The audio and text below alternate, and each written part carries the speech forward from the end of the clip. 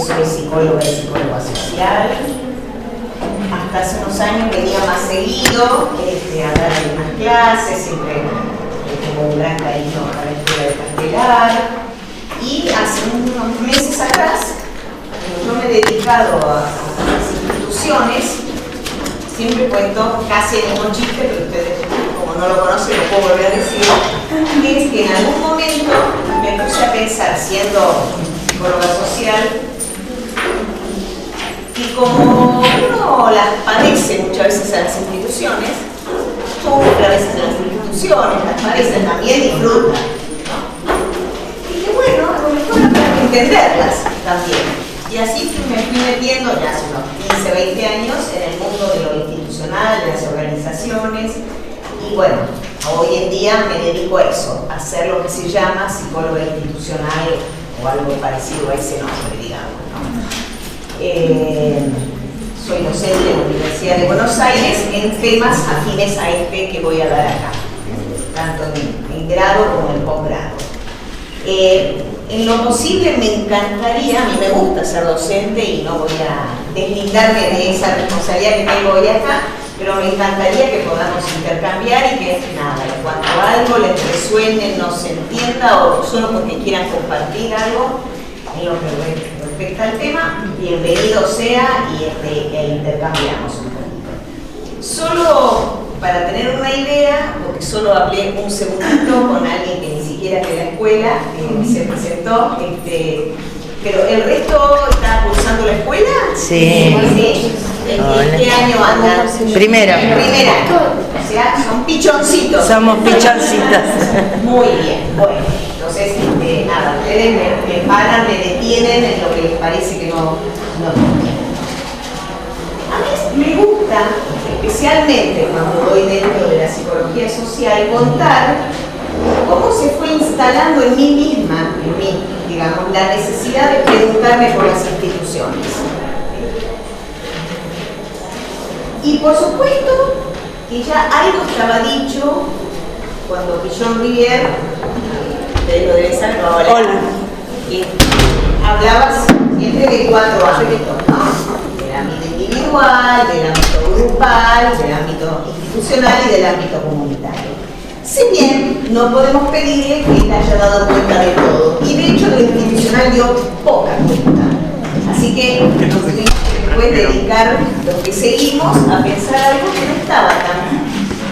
Él puso mucho el foco en lo grupal, ¿no es cierto? Y en darnos aportes desde lo grupal. Entonces, de lo institucional había que amacarse un poquito. Pero aún así, yo siempre digo que está bueno que miren, no sé cuántos de ustedes conocen ese librito que se llama Psicología de la Vida Cotidiana, que lo escribió Pichon con Ana Quiroga, es muy lindo porque son crónicas que escribía para una revista sobre cosas muy de la vida cotidiana, ¿no? Muy. Del fútbol, bueno, las cosas que a Pichon le gustaba. Pero eran escritas entonces eran escritas con un lenguaje cotidiano, y es un libro bastante lindo. Y ahí hay un pequeño artículo, casi todos son de una página y media, muy cortito, ¿no?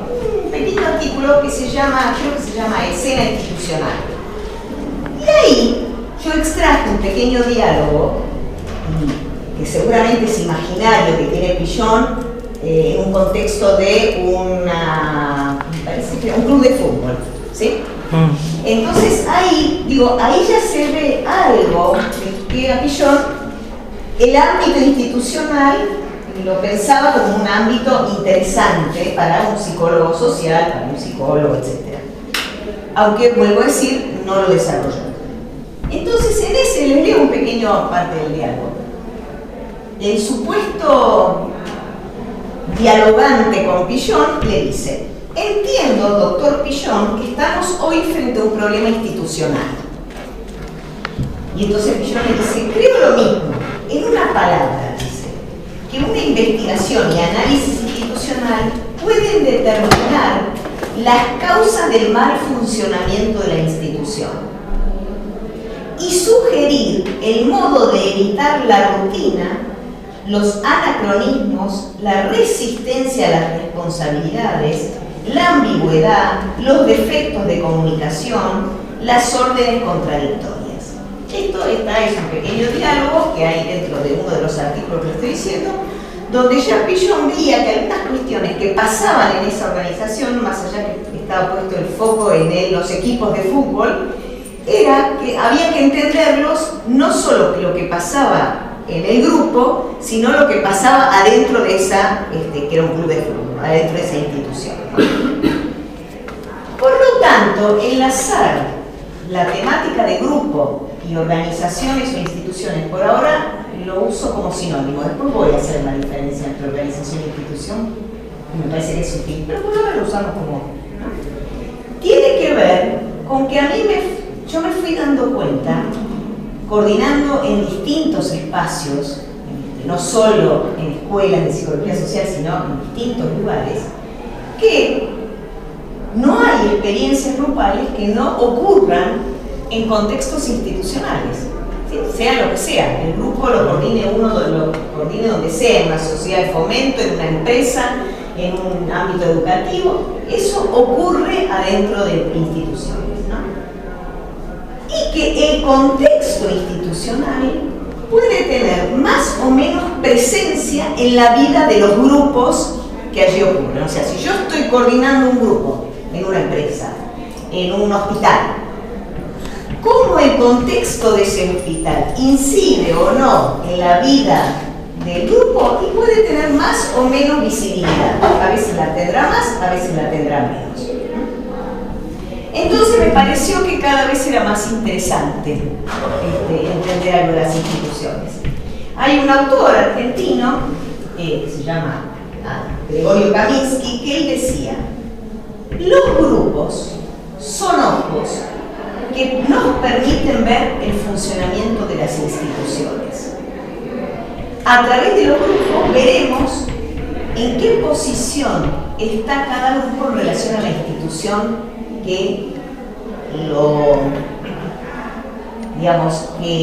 habita, por decirlo así, ¿no? O sea, que los grupos son una especie de ventanita y uno mira cómo está un grupo de enfermeros, cómo está un grupo de médicos, cómo está un grupo de docentes, cómo está un grupo de empleados, y algo del funcionamiento de eso también nos está ya diciendo algo, es una ventanita para ver cómo funciona la organización en donde esos grupos están insertos, ¿sí? Ahora, por otro lado, y ya desde un autor que mira y viene de la raigambre de trabajar sobre las instituciones, que es un francés, que se llama Lapasade, tiene un libro que se llama Grupos, Organizaciones e Instituciones, ¿no? Y él ahí dice algo interesante, dice: lo que ocurre en los grupos humanos no es cosa que se deba buscar tan solo en aquello que aparece en el nivel visible de lo que se llama dinámica de grupo. Hay una dimensión oculta, no analizada y sin embargo determinante, la dimensión institucional. O sea, ¿qué quiere decir? Quiere decir que si uno estudia psicología social, por ejemplo, como están estudiando ustedes, en una escuela que solo da eso, determina ciertas características del modo de trabajar que por ahí van a diferenciarse por el contexto si uno estudiara, que también existe, o hiciera alguna formación parecida en psicología social, no sé, existe, en sociedades de fomento o en otro tipo de instituciones, como que también no es sin consecuencias sobre los grupos en la institución en la que se está. Un grupo de enfermeros, su misión será siempre la misma, pero seguramente no trabajarán de la misma manera por distintos avatares que ahora vamos a ver en un hospital público que en una prepaga, más allá de que hacen lo mismo, ¿sí? Lo mismo podemos decir, los docentes, no estoy haciendo juicio de valores, no es que trabajan mejor en un lado, digo que trabajan diferente porque hay diferentes circunstancias institucionales que determinan cuestiones que hacen al trabajo de todos los días. Ahí más o menos, ¿sí? Párenme cuando quieran. Bueno, ¿por qué algún momento que me parecía interesante diferenciar institución de organización. Hay toda una línea de pensamiento, y ahí voy a hacer un pequeño dibujito, no soy tan buena dibujando, pero creo que voy a ser clara, espero. Nadie se va a ofender si yo borro esto, ¿no? No. No, perfecto. Ya fue. Para eso está acá. Bueno, ¿por qué digo que vale la pena? Porque en realidad las instituciones son como, algo así como la serie de normas, de prescripciones, que guían la vida social en muchas instituciones, ¿no es cierto? Pero se tienen que materializar en lugares concretos, que son las organizaciones. Esta división que yo estoy haciendo no la hacemos en la vida cotidiana y no tenemos por qué hacerla. ¿Qué quiero decir? Si yo les pregunto a cada uno de ustedes dónde trabajan, me pueden decir en la institución tal o en la organización tal, depende cómo estén habituados. Pero ¿por qué yo sí les voy a mostrar que para algunas cosas vale la pena? Porque, por ejemplo, uno no ve la institución educativa. Lo que ve son los colegios, las universidades, no ve la institución educativa en su totalidad. Ve los lugares concretos, que son las organizaciones. ¿Y para qué me sirve a mí eso? A mí me gusta dibujarlo como si fuera una especie de gran paraguas. Que tiene rayos. Ya que empecé con la institución educativa, digamos, la institución educativa. Y vamos a poner, vamos a agarrar colegios. Vamos a agarrar colegios primarios. ¿Qué puedo decir? Puedo decir un colegio de, laico. Un colegio primario religioso. Un colegio privado. Un colegio público. Un colegio de centro, ubicado geográficamente en el centro de un barrio o de una localidad, centro, y un colegio rural, por decir, digamos, diferencias muy extremas, ¿no? Si yo voy, cualquiera de nosotros vamos, a hacerle una entrevista a los directores de estos colegios y le vamos a preguntar a qué se dedican o para qué existe un colegio, supuestamente todos van a decir para lo mismo, para que la gente aprenda, para que la gente adquiera conocimientos. En eso están todos de acuerdo, todos tienen como el mismo objetivo, ¿sí? Salvo que el objetivo esté pervertido, digamos. Pero el modo de llevar a cabo ese objetivo no es idéntico y va a estar muy atravesado por circunstancias que hacen al tipo de organización. Por ejemplo, no es lo mismo el modo, no estoy tampoco acá haciendo juicio de valor, ni es mejor ni es peor la educación, pero es diferente el transcurso en un colegio laico que en un colegio religioso, porque el atravesamiento de la religión determinará algunas características que incidirán en el modo de transmitir conocimiento. En un colegio privado y en un público, también, porque estarán atravesados por tener recursos, no tener recursos, ¿sí? O tener más recursos o menos recursos, más disponibilidades, menos disponibilidades. Lo mismo si está de fácil acceso, está muy bien ubicada en el centro, esto, digamos que si está en una zona rural donde es difícil acceso, donde habrá que contemplar muchas más ausencias, etcétera, etcétera, todo esto va a incidir en cómo llevar adelante el objetivo. ¿Y por qué entonces me interesa? Porque entonces me interesa que ustedes entiendan que cuando yo quiero entender el funcionamiento de una organización, cualquiera sea, también la tengo que entender en virtud de cuáles son los atravesamientos que están incidiendo, ¿no?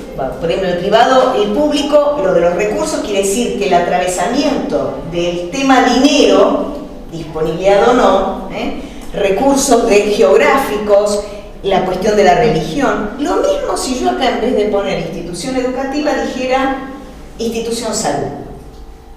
Y pongo acá, qué sé yo, hospital público, dispensario, prepagas, etcétera, etcétera. Todas, si le hacemos una pregunta a los directores, van a decir que están para tratar de curar o por lo menos aliviar el malestar que cualquiera vaya, ¿no? Ahora, el modo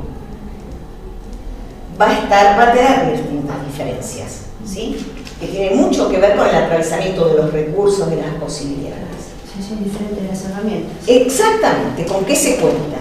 Y es más, en algún tipo de organizaciones van a incidir distintos atravesamientos, se van a ir sumando, ¿no? Puede ser lo económico, más otro tipo de recursos profesionales, de disponibilidad de personas para enseñar, si estamos o disponibilidad de médicos, ¿no es cierto? Entonces, la idea de atravesamiento es muy interesante porque nos permite entender que hay lógicas de las organizaciones que las tenemos que ampliar nuestra mirada, es decir, no está solo determinada por cómo le va a esa organización, sino cómo esa organización está inserta en una comunidad, en un contexto que va haciendo más o menos posible que puedan llevar adelante su tarea.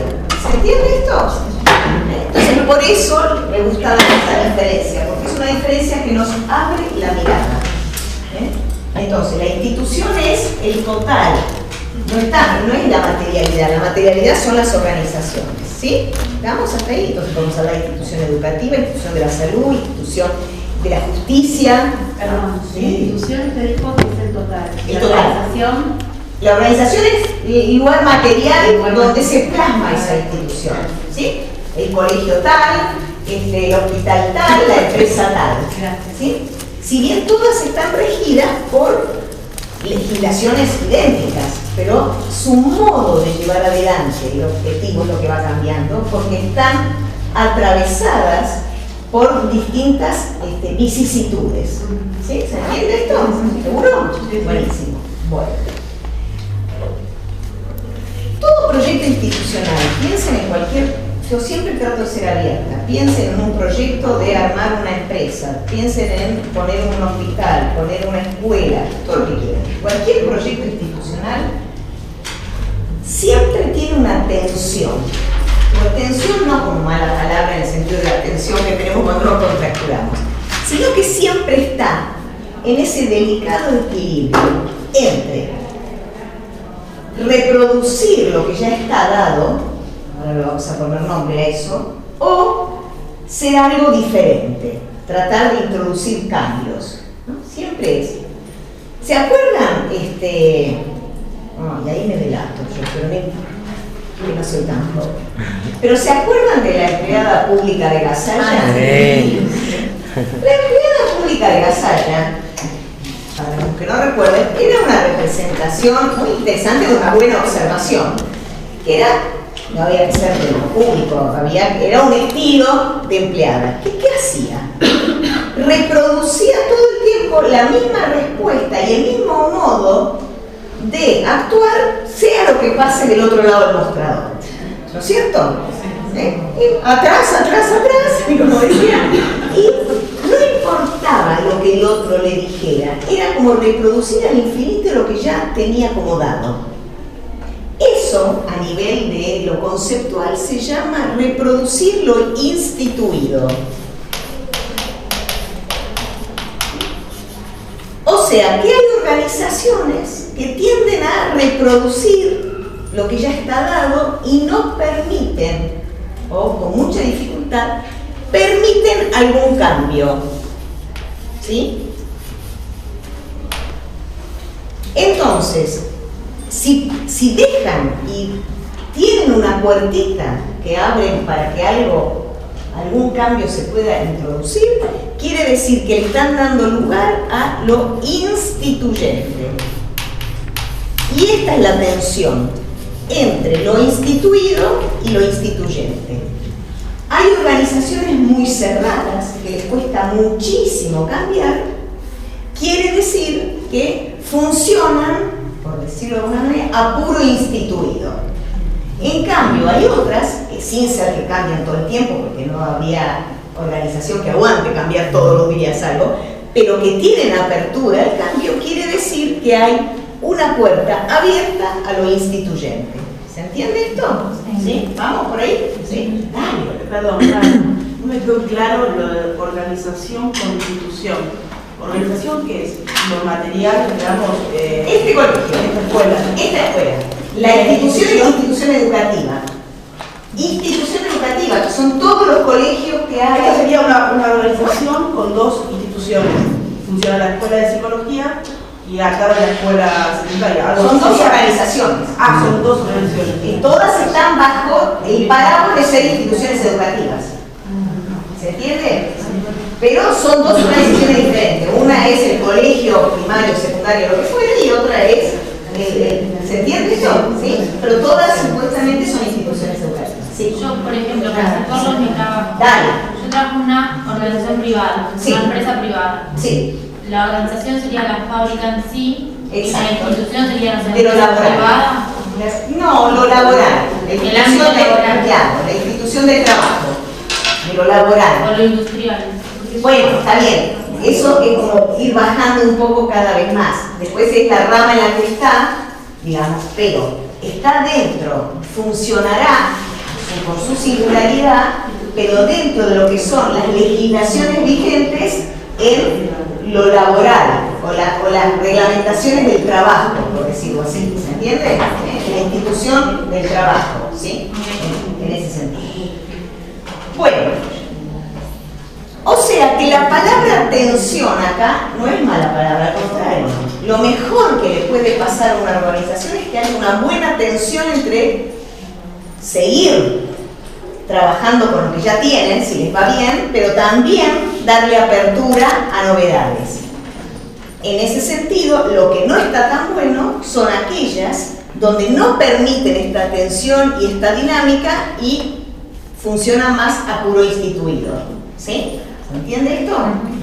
Bueno, acá hay algo interesante, pero que es de los últimos años, desde que cambió tanto los modos de trabajo en general, ¿no? Desde la precarización y todo eso, que hay gente que empezó a pensar, bueno, pero además de esta dinámica instituido-instituyente, y lo tenemos muchos ejemplos en nuestro país de los años anteriores, es que también hay instituciones que padecen de lo destituyente, porque se deshilachan y se desarman. ¿Cuántas fábricas se cerraron? ¿No es cierto? O sea, ahí ya ni siquiera es que estaba en juego lo instituyente, sino que se destituyeron en el sentido que se desarmaron, ¿no? Fábricas, empresas, bueno, muchas cosas. Eso fue porque cambió mucho en algún momento de este país, que ustedes lo sabrán, donde algo de las organizaciones se empezaron a desestabilizar, ¿no es cierto? Y empezó a haber otro fenómeno, que es directamente la desaparición de organizaciones, ¿sí? Ya ni siquiera era esta dialéctica estaba en juego, ¿no? ¿Se entiende esto? Bueno.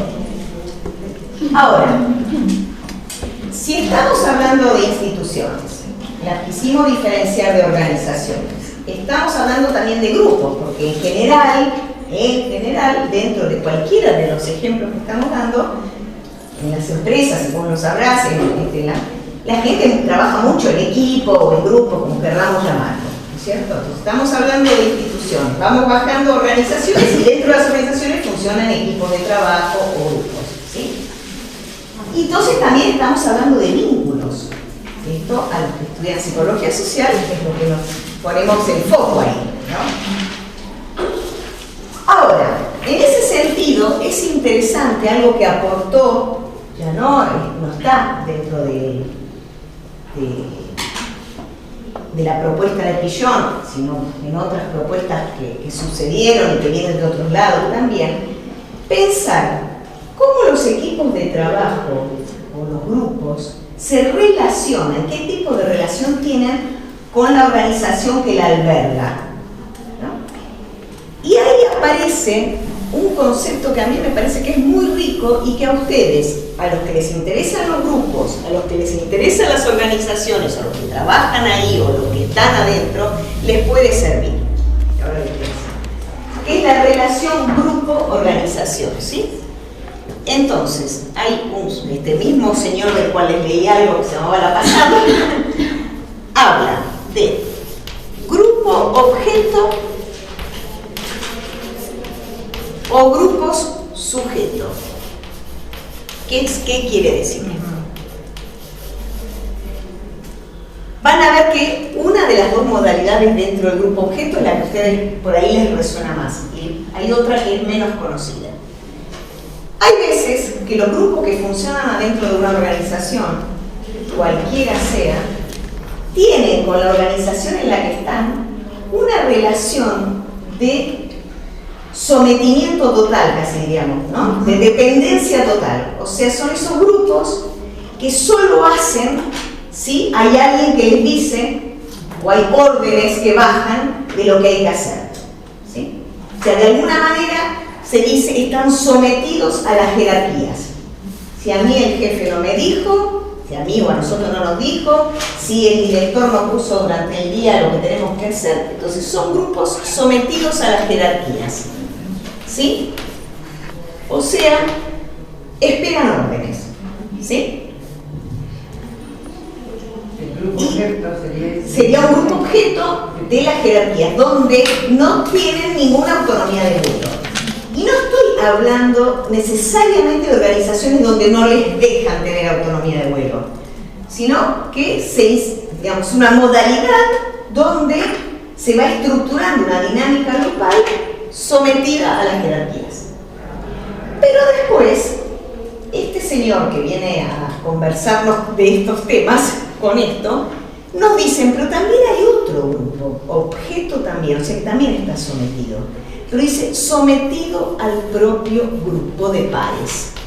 Son esos grupos o equipos de trabajo que logran consolidarse como equipo, pero a costa de que no haya ninguna diferencia, de que nadie diga algo diferente, proponga algo diferente. Entonces, para pertenecer, tenemos que pensar todo lo mismo, hacer todo lo mismo.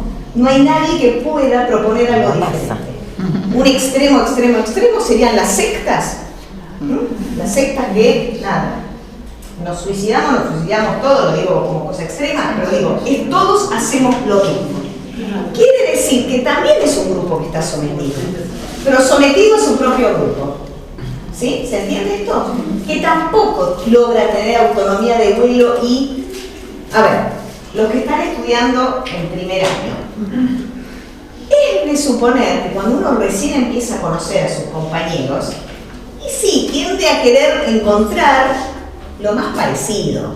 Y es más, se vuelve al principio un poco de un grupo homogéneo, donde tratemos de que no se noten mucho las diferencias.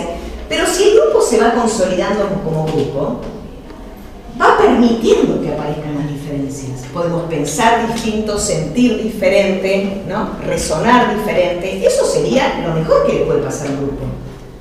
Que dé lugar a la diferencia, a las particularidades de cada uno. Porque si no, quedar sometido es quedar sometido como una especie de ley de que todos tenemos que ser iguales. Ahora, ¿por qué esto no estaría tan bueno en ninguno de los dos casos? Ni estar sometido a las autoridades, ni estar sometido a las partes. Primero, porque entonces no hay autonomía de vuelo, como decíamos. Y además, porque lo que estemos haciendo juntos está empobrecido. Nunca se renueva. Exacto. Se empobrece la tarea, pero vamos a decir algo más. Se empobrecen los sujetos que así hacen la tarea. ¿Se entiende esto? Entonces, lo que va a decir este señor La Pasada es que muchas veces en las consultas institucionales, a mí me ha pasado, porque yo suelo hacer asesoramientos institucionales, es ayudar a que los grupos objeto transiten un camino hacia una mayor libertad y que se conviertan en lo que se llama grupos sujetos.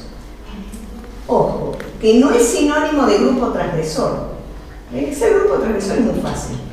Es patear el tablero y decir, no cumplo ninguna norma, no cumplo nada de lo que me digan los jefes, maltrato a mis compañeros. Eso no es tan difícil. Pero no estamos hablando de eso. Estamos hablando de gente que sabe que hay jerarquías, que las respeta, pero que tiene cierta autonomía de vuelo, que sabe que tiene compañeros que los respetan, pero tiene la posibilidad de decir lo que piensa. Eso es un grupo sujeto. O sea, que se hace cargo, algo así, de tomar la propia palabra. Porque a veces, vuelvo a decir, no es que siempre no se puede trabajar con cierta autonomía porque no nos dejan las autoridades. Sí, por supuesto, hay muchos lugares que ustedes pueden conocer donde no te dejan hacer nada por tu cuenta. Pero también yo me he encontrado, y esto es lo interesante de pensar, con grupos que yo los llamo son más papistas que el Papa, en el sentido que tienen menos autonomía de vuelo que lo que lo dejan tener. Se quedan en una cosa más pasiva a la espera de.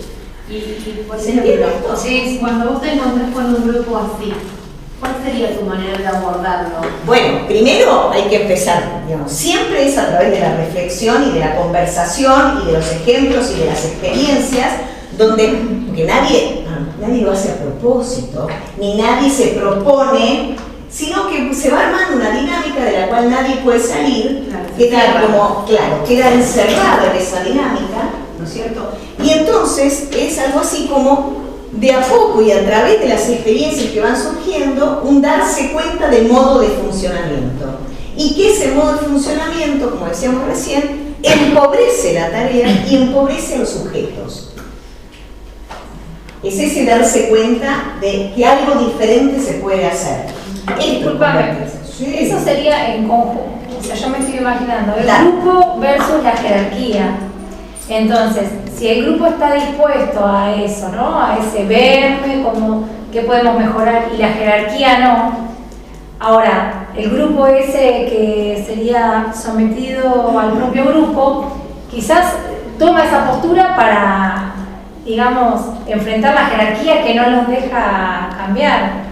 Claro, pero ¿no? ahí estamos, sí, está bien. Lo que yo decía es que a veces uno ve estos funcionamientos independientemente de si justo le tocó jefes que no te dejan ni pestañear para otro lado porque tenés que hacer tal cual, ¿no? Sino que a veces las dinámicas se van formando, en ese sentido son más papistas que el Papa, no sé si se entiende. Digamos, llevan a un extremo el no poder hacer, aunque nadie les diga no podés hacer, ¿sí? Y tampoco las jerarquías determinan siempre que para que el grupo sea un grupo, un buen equipo, ni ningún jefe que tenga un equipo a cargo, necesariamente tengan que decirle, ustedes para ser un buen equipo tienen que ser homogéneos, todos tienen que pensar igual, decir lo mismo, pensar lo mismo, trabajar con el mismo estilo.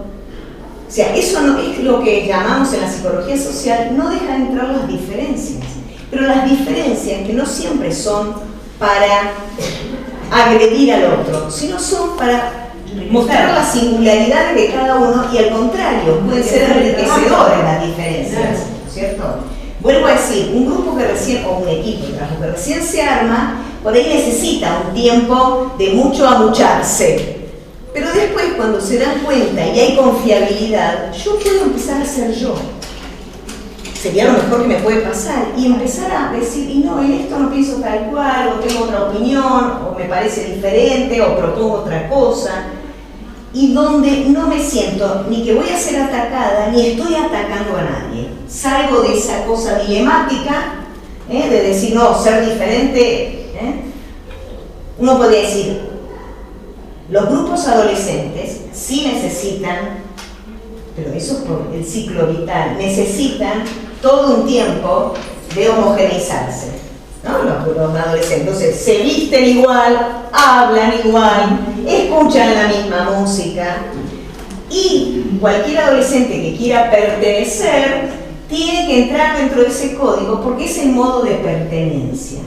Pero acá estamos hablando de otra cosa, de cómo funcionan en las organizaciones y adultos. O sea, lo otro es un ciclo vital por el cual todos hemos pasado, y quienes hemos tenido hijos adolescentes también lo hemos padecido, ¿no es cierto? Donde hay un código de uniformidad necesario para traspasar esa etapa. Pero acá estamos hablando de otro momento. ¿Se entiende esto? Sí. Pongan ejemplo, lo que quieran para tratar de entender. ¿Sí? No dejo de molestarme, me gusta. Y entonces, en los grupos objetos se podría decir que se parecen más a un ejército. En ese sentido de... Sí, cuando es este tipo, el de las jerarquías.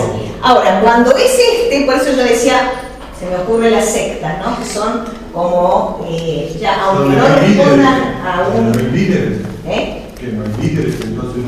No necesariamente, puede ser un modo de funcionamiento donde nosotros entre pares creemos que la mejor manera de estar, o la única manera de estar, es que todos, vuelvo a decir, pensemos lo mismo, propongamos lo mismo, y que cualquier diferencia ataca a la idea de grupo.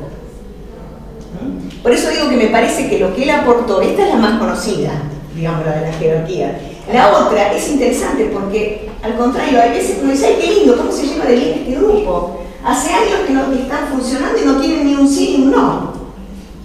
Y uno dice, ¿está tan bueno eso? ¿Cuál es el costo que pagan para no tener ni un sí ni un no? Ese es el tema. ¿Cuál es el costo que paga un grupo para sostener esa idealización de que son como una especie de masa? ¿No? ¿Se entiende esto? Porque a lo mejor suena lindo, pero hay que ver el costo que paga. Exacto, digamos. No usamos esa terminología hoy en día tanto porque la reservamos pero es cierto que es un modo de quedar esclavo de su propio funcionamiento, ¿sí? En ese sentido, ¿sí?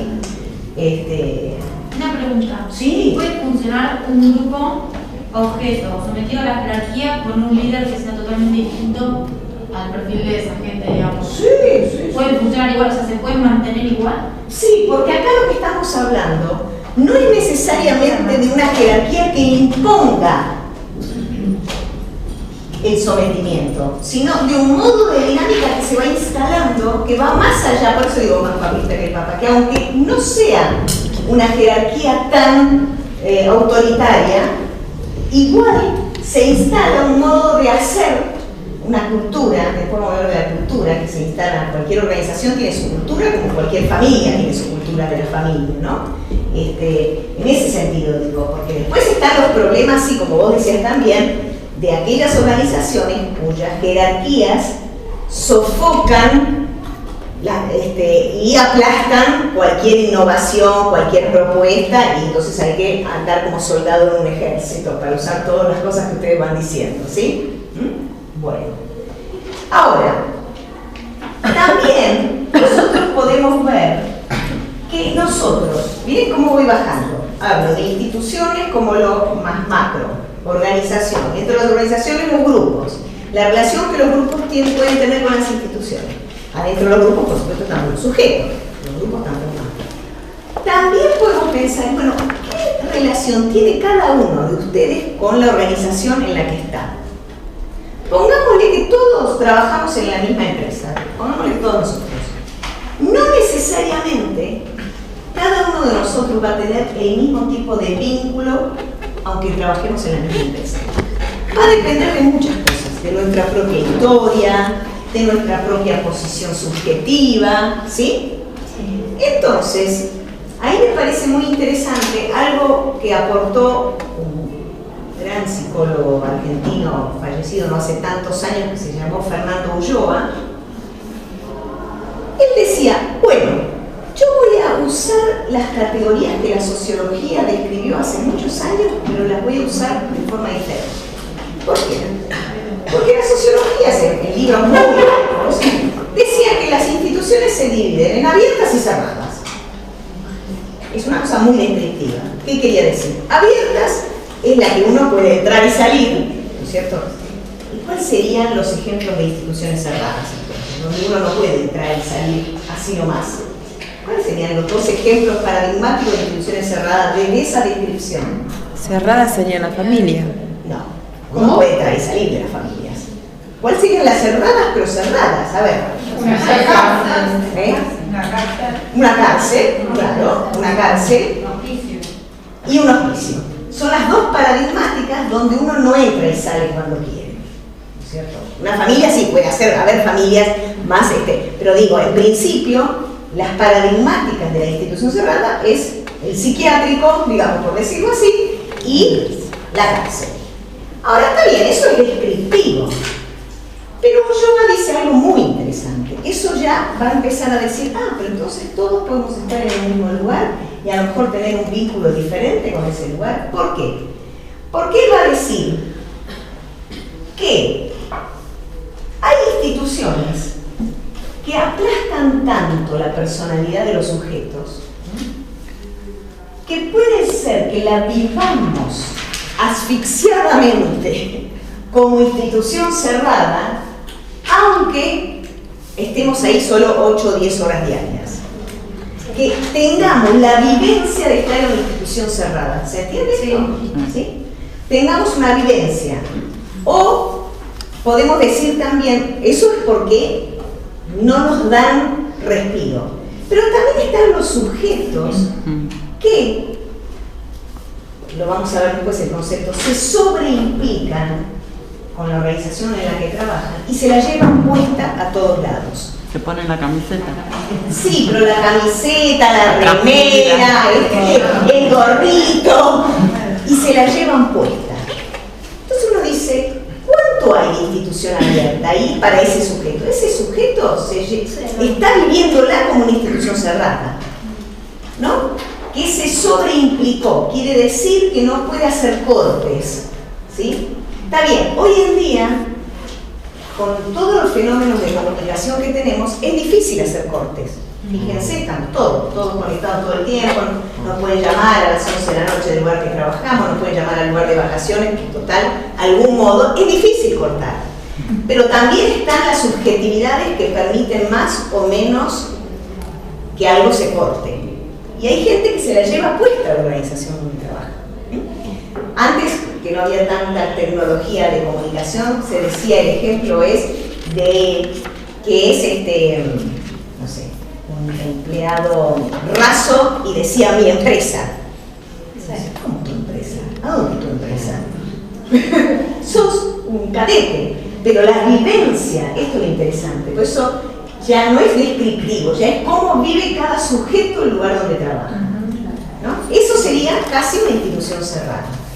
Y uno diría, bueno, pero entonces, ¿cómo es al revés? ¿Cómo es aquel que sí está en una institución cerrada descriptivamente, pero tenga alguna posibilidad de vivirla como institucional? Es más difícil, ¿no? ¿Cómo es alguien que está en la cárcel? Que estudia. Estudia, por ejemplo. Estudia. Por ejemplo. Carpintería, algún oficio. Por ejemplo, en la cárcel, la cuestión de que fueron creándose universidades. Sí. Por supuesto nos puede pasar de todo, cosas buenísimas porque hay gente que se va pudiendo meter en otro y pensarse a sí mismo en otra posibilidad cuando pueda salir, y a veces nos sale un Frankenstein como Jock Lender, que uno dice, ¿para qué carancho estudió? Después para todo lo mal que nos hizo a la sociedad. Y bueno, esas cosas pasan. Pero después, por ejemplo, los psiquiátricos, no sé cuántos ustedes conocen, pero está lo que se llama el Frente de Artistas del Borda, la gente pinta, expone, sale a exponer, aunque después tenga que volver, pero tiene un aire de la afuera y un reconocimiento de la afuera, o se llama la radio La Colifata, que es una radio que funciona, y uno dice, entonces ya esa descripción estática que nos daba la sociología se volvió más dinámica, porque ya no se define por si uno entra o sale, sino si uno entra o sale subjetivamente. ¿Se entiende esa? Y es interesante pensar que cuando estamos juntos, así como no reaccionamos todos de la misma manera, aunque tengamos el mismo jefe, tenemos una relación diferente, hay quienes podemos tenerle miedo, otro dice, yo miedo, voy y le planteo, y otros le podemos tener más respeto, ¿no? Están las relaciones que cada sujeto tiene con ese contexto de la organización. Y esto es bueno tenerlo en cuenta, para entender algunas conductas humanas en las organizaciones. ¿Sí? ¿Hasta ahí vamos? Sí. ¿Seguro? ¿Sí? ¿Y qué pasa, por ejemplo, cuando se trabaja desde casa? Es un tema hoy en día, hay mucho para pensar de lo novedoso. Porque por un lado da cierta libertad, pero por otro lado falta el contexto que nos hace digamos, tiene todas las bondades y los perjuicios. Esto es algo que yo venía leyendo, ahora empezaron a haber algunas formulaciones conceptuales para tratar de entender qué pasa. Porque, por un lado, podría ser una reivindicación linda, puedo trabajar en casa, con tal que yo sea responsable, cumplo. Pero parece que no es solo eso lo que hay que tener en cuenta, porque hay algo del formato, del contexto, que no deja de ser importante. Entonces, ¿dónde está ese contexto? ¿En la cabeza de la persona? Es toda una pregunta que todavía no hay bibliografía que responda bien a eso. No, pero la pregunta está, me parece interesante, porque han cambiado mucho los formatos. Bueno, y esos equipos de trabajo virtuales, ¿cierto? Que la gente se comunica y no. Esto no es que ni bueno ni malo, pero hace preguntas. ¿Cómo sería esto, ¿no? Pensado ahora desde las correlaciones que hay ahora, hoy en día de trabajo, ¿no? Ahora, si estamos hablando de sujetos, si estamos hablando de grupos, si estamos hablando de instituciones, si estamos hablando de vínculos, también estamos diciendo que todo esto sucede no sin tropiezos. ¿Qué quiero decir? No sin, a veces, malestares, sufrimientos, también placeres, por supuesto. Yo siempre recomiendo, hay un texto, no sé si alguien ha leído alguna vez algo de Freud, siempre lo recomiendo, es muy lindo de Freud. Estamos en eso. Pero hay un texto que se llama El malestar en la cultura, es lindísimo, lindísimo. ¿Por qué? Porque, ¿qué nos va a algunos están en eso? Pero no es tan difícil leerlo a Freud, porque Freud escribe no, en serio lo digo, no escribe difícil. No, hay algunos psicoanalistas que son peores, sí. No tanto. No tanto, no digo que sea fácil, pero digo no tanto, ¿no? Bueno, pero hay ese texto que se llama El malestar en la cultura, ¿sí? ¿Qué es lo que dice? Es que desde el vamos, desde que nacemos y nos introducimos en un mundo que nos plantea una paradoja, ¿no? Una gran paradoja. Que la cultura en la que nos metemos, vivamos donde vivamos, nos produce mucho ese sufrimiento, ¿no? Nos produce sufrimiento los vínculos en la familia, en el trabajo, en la escuela, pero a su vez esa misma cultura, ¿no es cierto?, es la que nos da los instrumentos para poder salir de ese sufrimiento. O sea, también la que nos da felicidad y nos permite tener una familia que nos guste, nos permite tal y tal cosa. Entonces dice, esa paradoja también la podemos pensar adentro de las instituciones en las que estemos. ¿No? Piensen en los lugares donde ustedes... Yo cuando hablo de instituciones hablo de la familia para adelante. Mi familia también es una institución, digamos, ¿no? Digamos, pensemos donde estudiamos, pensemos donde trabajamos, pensemos en los clubes donde hacemos deporte, lo que sea, ¿no? Esa misma paradoja también ocurre en las instituciones, donde muchas veces son fuente de malestar, nos producen cierto malestar, nos agarramos grandes rabietas, ¿sí? Pero a su vez son los lugares donde vamos construyendo nuestra identidad. Mi identidad de laburantes, de profesionales, de estudiantes, o sea, nos da mucho, pero también nos hace pasar momentos malos. Y esa paradoja es inherente a la vida humana, diríamos, ¿no es cierto? Entonces, lo que podemos pensar, y algunos psicólogos nos han ayudado a pensar, es que la única manera de sostener esa paradoja que nos vaya más o menos bien en la vida es que, pensando aquí, ya Freud lo plantea en El malestar en la cultura, es que se arma como una especie de contrato implícito, no explícito, entre nosotros y la comunidad. ¿Qué quiere decir? Cada uno de ustedes, para ser alojado por la comunidad en la que vivimos, tiene que cumplir algunas normas, ¿no? No puede hacer lo que quiere en cualquier momento. Para poder vivir en sociedad, no se puede hacer siempre lo que uno quiere, ¿no? Algunas cosas hay que ponerle freno, porque bueno, uno está en sociedad, vive con otros. Pero lo que dice Freud es que eso lo hacemos no porque somos buenos, porque somos muy buenos, no.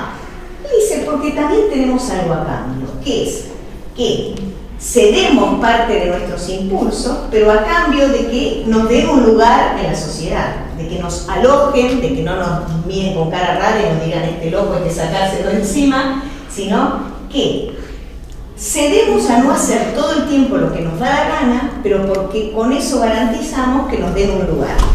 ¿Sí? Entonces, en ese sentido es un contrato.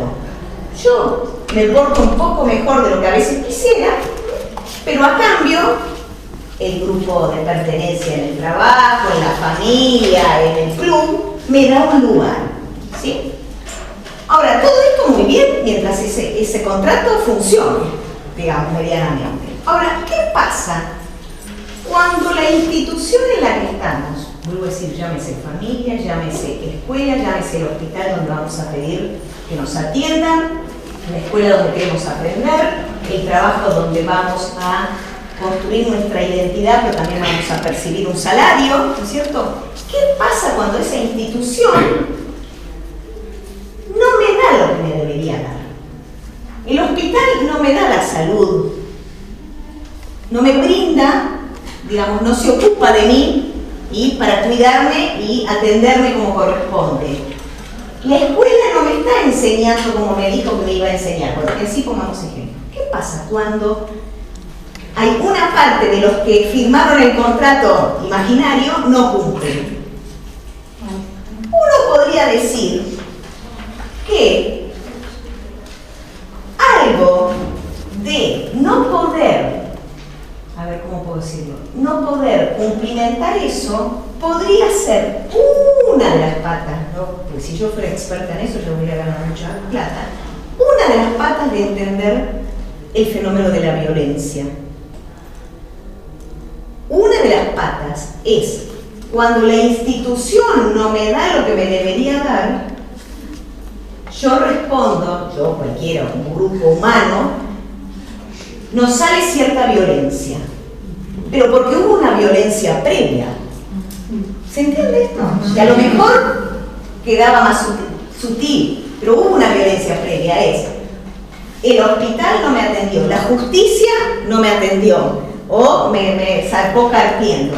Digo, entonces, ciertas respuestas de la violencia, no digo que con eso solo se... Sí, no. Por favor, porque si no yo sería una experta en violencia y ojalá. Entonces, podría tratar de solucionar un tema que es muy complejo y, como diría Pillon, es policausal. Pero una de las patas de entender algo de las respuestas violentas en los colegios y demás, en las familias, en el propio seno de las familias, es porque algo de esa institución familia, algo de esa institución escuela, no cumplió tampoco con la parte del contrato que le toca. La empresa en la que estoy, ¿se entiende? Sí. Seguro que se entiende, sí, es muy importante. Y porque, por favor, que se entienda que no es lo único motivo, ¿no? También puede ser una apreciación subjetiva, lo que creo que la institución me debe. Porque entiendo que la institución me debe y entonces... Es cierto, siempre está ese aspecto subjetivo y que nos determinará personalidades diferentes, ¿no? Pero sin entrar en extremos subjetivos, estamos diciendo situaciones donde hay algo de ese contrato implícito que se rompe y que puede ocurrir dos cosas: o produce una respuesta violenta o produce una respuesta violenta para adentro mío, me fragilizo yo y me pongo, me melancolizo y me fragilizo porque entonces nadie me va a atender y entonces me quedo en mi casa, no voy a ningún lado más, no, me dejo morir, estoy exagerando, pero digo, tendría que ser como que la persona cuando pasa una situación así lo usa como un mecanismo de defensa. Claro, es como una respuesta a una actitud previa que a lo mejor... Que me fallaron. Exacto. Ante un fallo. Pero me fallaron fuerte, ¿no? No estamos hablando de eso. Y esto uno lo puede ver a veces, digo, por eso digo, soy muy cuidadosa porque justo el tema de la violencia es un tema muy complejo. Pero esto yo lo pude ver en algunas consultas en escuelas, consultas familiares, donde uno dice, a ver, vamos a tratar de entender un poco más la respuesta de estos chicos, vamos a tratar de entender más por qué hay esta rebelión. Es solamente, digamos, ¿no? Y uno va descubriendo cómo, por esto va lo que vos decís, cómo la escuela le falló, cómo la familia le falló, pero le falló fuerte, ¿no? No solamente porque habrá dicho un no alguna vez, estamos diciendo cuestiones más duras, ¿no? Y estas no se juntaron, o sea, a veces necesitan de una mirada de un tercero, ¿no? De recursos humanos, que ayude a entender qué pasó ahí. ¿Por qué tanta bronca? ¿Por qué tanta cuestión? ¿De dónde sale? ¿Cierto? ¿Se entiende esto? Cuando la violencia no es en la institución directa que le falló, o sea, no es contra esa institución, sino es contra un tercero que puede ser alguien en la calle, que no tiene nada que ver. La persona igual lo lleva adentro toda esa bronca contenida, algo así sería, ¿no? Claro. Se la agarra con la primera cosa, quizás un mínimo bocinazo o una mínima mirada, pero ahí desata otra yo cosa. quisiera ser, no, está muy bien lo que vos decís, pero yo quisiera ser cuidadosa en no generalizar nada, porque no lo podemos hacer, no tenemos en condiciones, seríamos unos antiéticos en eso. Yo puedo decir, bueno, ahí depende, hay personalidades que son personalidades psicopáticas muy fuertes y que tienen un mínimo de tolerancia cero a todo y entonces responden a los bofetazos así. U otro podrá ser que ha ido acumulando, ¿no es cierto? ¿Qué sé yo? Relatos Salvajes no salió de un repollo. No, la película Relatos Salvajes no salió de un repollo. Si tuviera tanto éxito. Y uno, ¿pero por qué tiene éxito? Además de que se identifica. Es lo que uno lo tiene contenido y no lo Más sabe. allá de que uno no responda como responde, hay algo de la identificación. Todos queremos hacer eso, pero no podemos. Que coma el veneno, que lo coma, que es un leche de perro. Claro, ¿no? O que se llevaron el auto y no me da que... Uno siente como una satisfacción. ¿No se entiende esto? Ahí se juntan dos situaciones. Una subjetividad que no es cualquier subjetividad, pero también una situación muy provocadora. ¿No es cierto? Muy provocadora. Por eso me parece que Relatos Salvajes fue tan exitosa. No es solamente por estar bien actuada. No, hay algo que nos movió en lo que nos pasa en la cotidianidad de los vínculos. Por supuesto no todos reaccionamos igual. No, pero hay algo que va mostrando en algunos en una sección, ¿no? ¿Cómo se llama? Escenas más logradas que otras, pero algo que pasa en la vida cotidiana y algo que muestra que algo o alguienes o alguna grupete o alguna organización no cumple o está rompiendo un contrato con el ciudadano, por lo que fuera, con el marido cuando se está por casar, lo que fuera, ¿no? Aparte porque está tan bien actuada, esa del casamiento, ¿no? Pero digo, más allá de que hay algunas que nos parecen más alejadas de nosotros, pero con algunas seguro que resonamos. Seguro que resonamos con alguna, un poquito aunque sea, ¿cierto? Bueno, ahora, con eso estamos queriendo decir que cuando trabajamos en un lugar, y a ver, corregime vos que estás en recursos humanos, parece que pasan más cosas que solamente si me pagan bien o no me pagan bien, que es un tema, por supuesto que trabajamos para que nos paguen. Pero quiere decir que las relaciones que establecemos con la organización cumplen funciones psíquicas varias. Me da identidad profesional, me da identidad de persona, me da un lugar en el mundo. Quiere decir que yo, cuando trabajo, además de trabajar por el sueldo, trabajo por tener un lugar, por tener un reconocimiento. Hay toda una línea de trabajo muy interesante que se llama la psicodinamia del trabajo, que hay un francés que ha venido muchas veces acá a la Argentina, contratado por empresas públicas y privadas para consultoría, que se llama Dejoux, Christophe Dejoux, que trabaja lo importante que es el reconocimiento. Lo que queremos también es un reconocimiento que no es solo económico. Yo siempre doy un ejemplo para que se entienda esto de cómo la organización en la que estamos, la familia de la cual partimos, el colegio donde vamos, cumple también funciones psíquicas, no solo económicas, cumple funciones psíquicas, nos hace sentir mejor, peor, más integrado, menos integrado. Yo siempre doy un ejemplo que por ahí para muchos de ustedes que son jóvenes no exactamente lo atravesaron viviendo esa época y los efectos.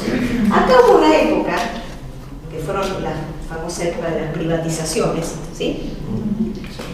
Hasta ese momento, ustedes saben que trabajar en algún organismo público era casi garantía de por vida, digamos, algo que uno se mandara una gran macana, era de por vida. Es más, podía entrar el hijo de uno también después. De repente, con el tema de las privatizaciones, no estoy haciendo juicio de valor, estoy diciendo lo que pasó. Con el tema de las privatizaciones, mucha gente se quedó sin trabajo, sin ese trabajo que lo tenía como garantía. Y ahí empezó a cambiar también mucho la modalidad de trabajo y de contratación, ¿no? Pero ¿qué pasó en esa época? Por ahí, ustedes eran jóvenes, pero hubo, por supuesto, mucho sufrimiento, la gente tenía que buscarse otro trabajo. Pero lo que fue apareciendo es que no solo se quedaba, vuelvo a decir, sin el sueldo, se quedaba sin la identidad que había forjado allí. Por lo tanto, y pueden estudiar y van a ver que no estoy diciendo algo que no fue, hubo una alta tasa de suicidios en esa época. Porque, claro, no cualquiera se suicida, ya lo decía Pillon, no cualquiera se enferma. Por supuesto hay que tener una subjetividad proclive, ¿no? Pero ¿por qué uno puede pensar hubo esa alta tasa? ¿Y por qué hay gente que no se podía ni imaginarse a sí misma en ningún otro lugar? Sí, ese era el lugar que garantizaba. ¿Se entiende esto? Estamos diciendo que las instituciones en las que estamos cumplen funciones mucho más importantes que solamente el sueldo, aunque el sueldo sea punto. No vamos a negarlo, que es un motor muy importante, ¿cierto? ¿Se entiende hasta ahí? ¿Seguro? Yo había leído una vez de que hay también porque ahora hay más asistencia en ese sentido, que había una alta tasa de suicidio a la gente que se jubilaba después de tanto tiempo de estar. Bueno, pero ¿cómo lo podemos por su entender? identificación en el lugar como... Pero ¿cómo lo podemos entender? Lo podemos entender que si la sociedad, la gente que construye la sociedad, no va armándose en un futuro, imaginando que no sea posible para después de proyectar algo, ¿por qué es una alta tasa? Porque no encuentra un lugar identitario. ¿Quién soy yo ahora que no soy más el empleado de tal empresa? ¿Quién soy yo? Por ejemplo, fue Fay, que tuvo que llegar a los 97 años, pues no encontraba su lugar. Eso podría traernos a otro tema, seguramente de diferencias ideológicas. Me imagino, quizás no encontraba su lugar, entonces se quedó ahí. El asunto es si no podría preguntarse muchas cosas. Seguro que podemos pensar diferentes. No, pero ahora se me vino otro ejemplo. Cuando uno, lo he dicho, está mal en el trabajo, quiere mentalizarse y decir, bueno, yo igual vengo por el sueldo, pues yo acá vengo, y se quiere convencer de que viene por el sueldo, pero en realidad padecer y ¿no es cierto? Uno se olvida del sueldo. Porque uno está dividiendo nuestras 24 horas entre las horas del sueño. ¿Cuántas horas destinamos a estar en la organización laboral? Es un montón de tiempo en nuestras vidas. Entonces, como vos decís, queremos mentalizar lo que solo estamos por eso, pero no nos alcanza. Si te focalizas en eso, la realidad es que vas a sufrir. Claro, exactamente. Y por eso muchas veces hay que trabajar ese malestar, ¿no es cierto? Para tratar de revertir, de ver qué herramientas, eso muchas veces una consulta, ¿no? ¿Qué herramientas disponemos que sin que sea que vamos a matar ni al jefe, ni matar a nadie, ¿sí? Ni matar a nadie, pero de qué herramientas disponemos para hacer de ese lugar un lugar más amigable para uno? Resto, ¿no? Para toda la gente que está padeciendo, ¿cierto? Si es chica, dejaba como después, por lo menos tengas 97 y va a tener 200 años y siendo juez. Bueno, pero para no ponerlo en un... porque esos son puntos álgidos que son actuales, pero sí lo pongamos en términos de alguien que puede ser esa la expresión de un alguien como tantos otros alguienes para los cuales jubilarse y no han podido generar un proyecto alternativo hace ser la muerte en vida. Eso yo lo hablaba, eso tiene que ver con el sujeto mismo.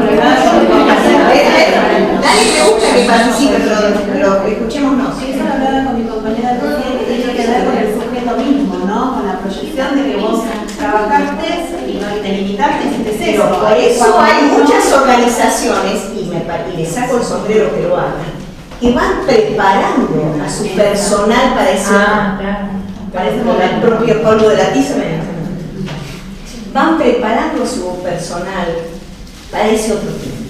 Los van acompañando y me parece fantástico. Porque realmente es un tránsito difícil. Estamos hablando de organizaciones No, porque como un obstáculo. No es algo epistemológico. ¿Cómo? Sí, como un obstáculo epistemológico, fuera. Sí, más que epistemológico, como diría Pillon, es epistemofílico. ¿Se acuerdan de Pillon? Si no lo digo. A veces a uno le cuesta, a mí, por ejemplo, la verdad que las matemáticas me cuestan, ¿vieron?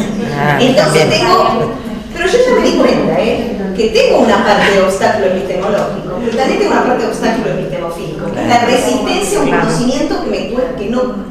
Que funcionalmente que poco freno yo misma, ¿no? Entonces, está el obstáculo real de que conocer determinado conocimiento nuevo no es fácil, como usted dice con Freud, no es fácil, y otra es cuando no voy a entender nunca, se vuelve un obstáculo epistemofílico. Es yo me resisto a que eso alguna vez me sea comprensible. Entonces ya pongo una distancia, ¿no?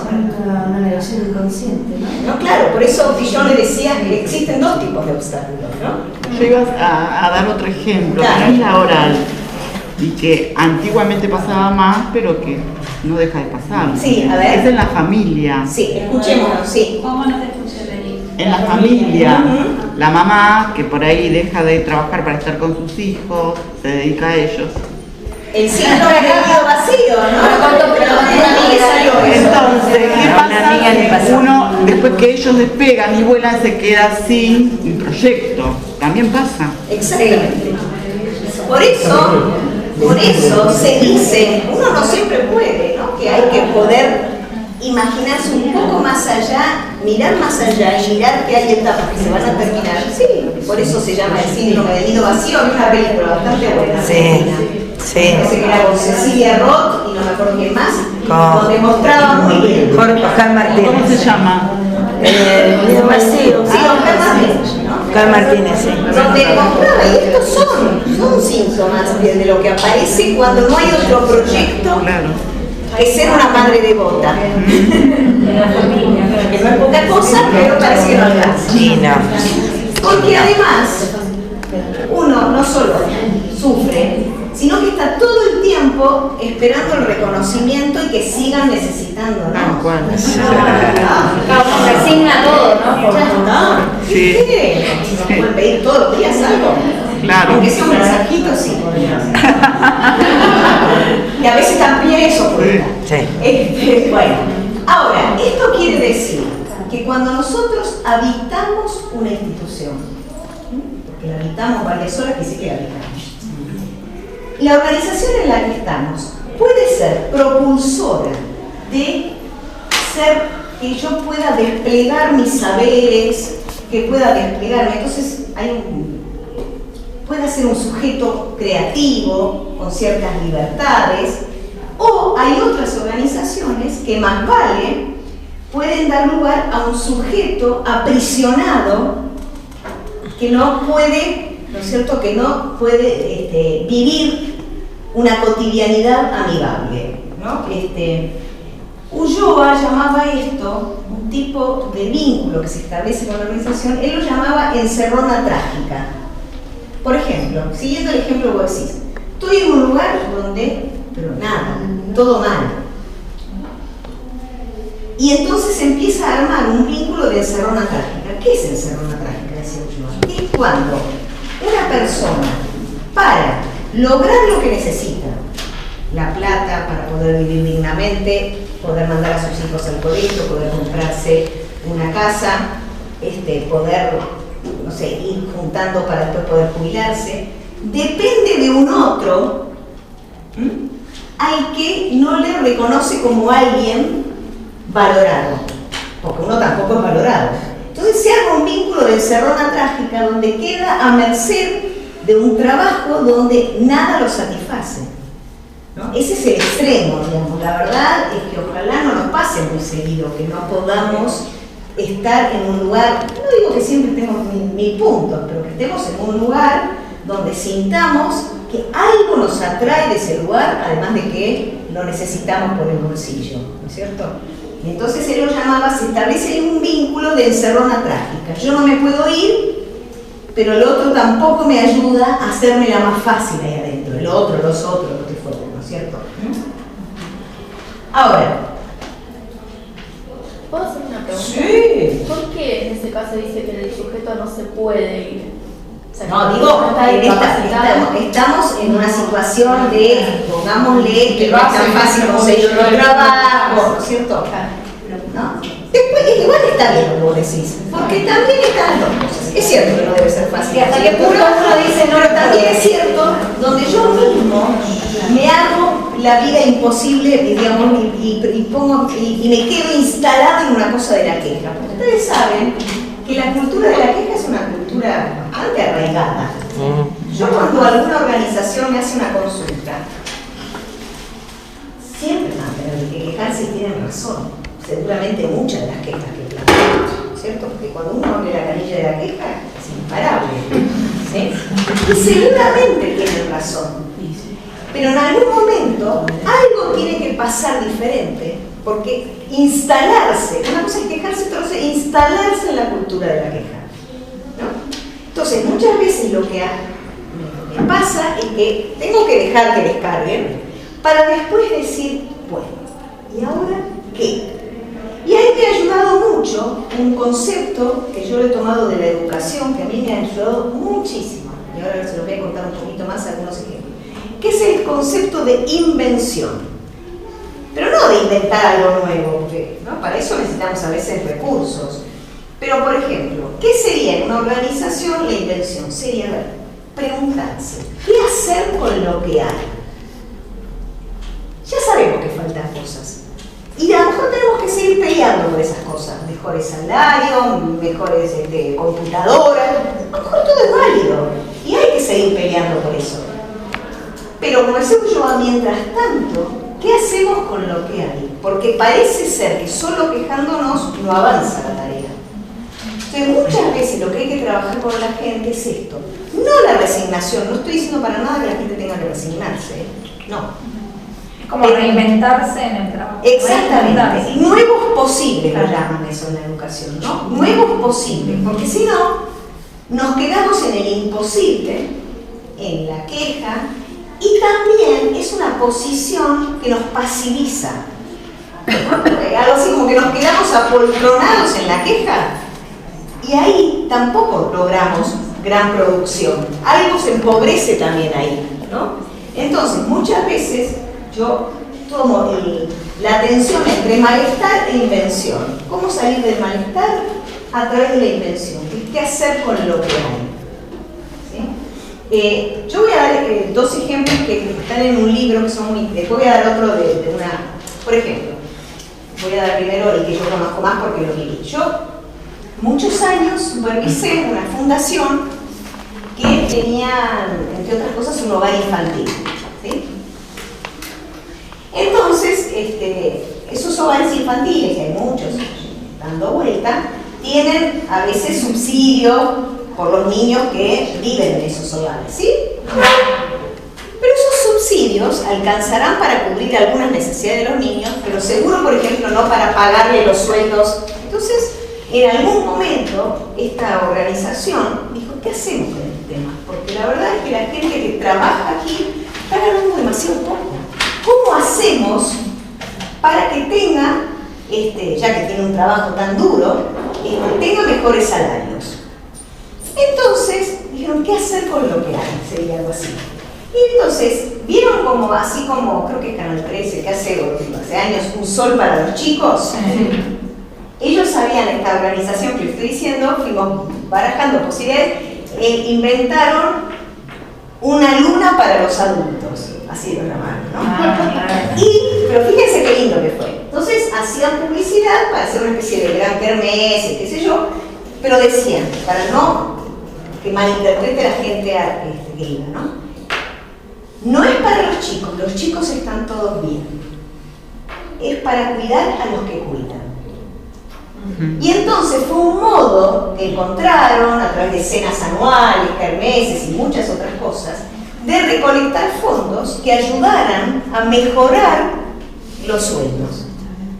Por supuesto que tienen todo el derecho a seguir quejándose a los gobiernos de la ciudad, de la nación, para que les den más subsidios para también. Eso lo van a seguir haciendo.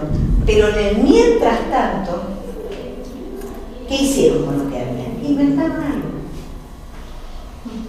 salieron de una cuestión de queja para poder hacer algo. Bueno, ese es un ejemplo que yo lo conozco concretamente. Otros ejemplos más extremos en la educación hay muchos, ¿no?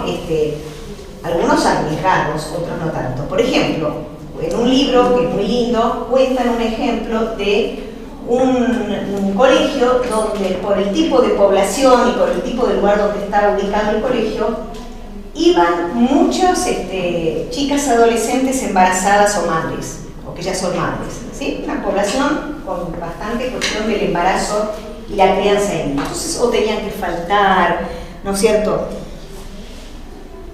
Lo que, en todo caso, lo mejor que se podía pensar era, bueno, seamos un poco más, menos exigentes, más laxos con las faltas, ¿no? Pero eso era pan para hoy y hambre para mañana, porque en realidad entonces el aprendizaje de esa embarazada o de esas madres con niños se empobreció un montón. Porque entonces me digo, discúlpeme, no, que no traiga la tarea, que si tiene que faltar, que falte, sí, ¿no? Entonces, ¿qué pensaron? Ahora ya hay más de eso, pero en esa época era más revolucionario. ¿Qué hacer con esto que hay? ¿Qué era lo que había? Una población con embarazos y niños, que no se podía negar. Esto es lo que hay, ¿qué hacemos? Bueno, crearon adentro de esa escuela una guardería. Ahora hay más. Pero digo, en una época, porque había algunos organismos públicos, pero no en las escuelas mismas, donde crearon una guardería que entonces permitiera que los niños fueran cuidados y las madres entonces cumplían las reglas más o menos como las cumple todo el mundo. ¿Se entiende? Entonces eso es no decir hasta que, porque vuelvo a decir, sí, puede ser fácil, pero era tratar, por eso me parece que el malestar, y yo muchas veces trabajo eso. Bueno, ¿qué es lo que podemos hacer sin resignarnos? ¿Pero qué se puede hacer aquí para que algo del malestar ceda? Para que algo del bienestar entre. Entonces, esto es el concepto de invención, ¿sí? ¿Hasta ahí vamos? Bueno. Hay algo que es muy interesante, es pensar que cada vez que queremos entender algo de una organización, ¿sí?, no podemos no conocerla, sino es un poco a través de su historia y un poco a través de tratar de entender cuál es su cultura. El tema de la cultura es muy interesante. Ahora, ¿cómo hacemos? Sí, la historia la podemos preguntar, ¿no? Preguntar qué, bueno, esta organización, desde cuándo está, eso sí se puede preguntar. Uno no le pregunta, ¿cuál es la cultura acá? La cultura se va palpando. ¿A través de qué? ¿Cuáles son los signos que nos muestran qué cultura es la que rige en esa organización? Primero, ¿a qué llamamos cultura? Yo voy a decir la definición que es muy poco académica. Es el modo de hacer las cosas en ese lugar. Esa es la cultura. Bueno, son los sistemas de valores. De la naturaleza, a veces se dice es la naturaleza de la institución, es la naturaleza de la organización. Sí, pero a mí me parece, porque la mal dicho quizás, se dice. Es cierto, pero a mí me parece que no nos dice mucho. Claro. En cambio, eso dice, son los modos de hacer. Claro, ahí lo compromete es lo propio y la singularidad de esa organización. Se toma mate a las 9, no se toma mate, no se prende la computadora apenas se llega, no se prende. Los modos de comunicación. Los modos de comunicación. Exacto. Todo eso hace. Entonces, ¿cuáles son los signos que nos dicen de a poco cómo es la cultura de esa organización? Porque para alguien de afuera, cuando tiene que tratar de entender a una organización lo que le pasa, también la tiene que entender a partir de su cultura. ¿Sí? Este es otro tema interesante. Como en la época, bueno, por eso vuelvo a decir, a lo mejor ustedes no lo vivieron tanto, pero en la época que hice referencia a las privatizaciones, hubo muchas organizaciones que se fusionaron, o que una compró a la otra. Digo la que yo me acuerdo porque yo tenía alumnos en esa época en la facultad que hacían trabajo de campo en esas, entonces me acuerdo bastante de algunos ejemplos. Por ejemplo, algunos fueron cuando recién empezaba a dejar de ser, parezco antiguo, pero que quieren, Entel, y pasaba a ser Telefónica, ¿sí? Pero había gente que había pertenecido a Entel. Entonces tenían una cultura del trabajo diferente, ni mejor ni peor, no estoy haciendo juicio de valor, que la que venía a imponer lo ideal, cosa que no fue tan así. era trabajar las culturas para poder ver cómo se podían imbricar, cómo podían respetarse. No se trabajó mucho eso. Pero cuán importante cuando se fusionan dos culturas diferentes es tratar primero de entenderlas y después ver cómo se pueden armonizar y qué cosas va a haber que renunciar de una cultura en pos de otra, pero que sea parte de un trabajo. Lamentablemente no se hizo. La que compra la impone. Bueno. A ver, entonces, yo voy a decir cuáles pueden ser los signos. Los valores. ¿Cuáles son los valores reinantes? Ahí nos van a dar idea de parte de la cultura. ¿Cuáles son los valores? Valores compartidos, valores en disputa, puede pasar de todo. ¿Cuáles son los mitos? ¿Ustedes saben lo que es un mito? ¿Qué es un mito? Sí, es algo que se dice, pero que no es real. Una fantasía, puede ser. Sí, es una explicación claro, no racional sobre algún hecho. No comprobable. Aquí siempre se hizo, ¿no? El mito del fundador, el mito de no sé qué. Pero también los mitos hacen a la cultura. No, y la mitología de es que las cosas fueron siempre así, no fueron así, fueron a partir del fundador, fueron a partir de tal época.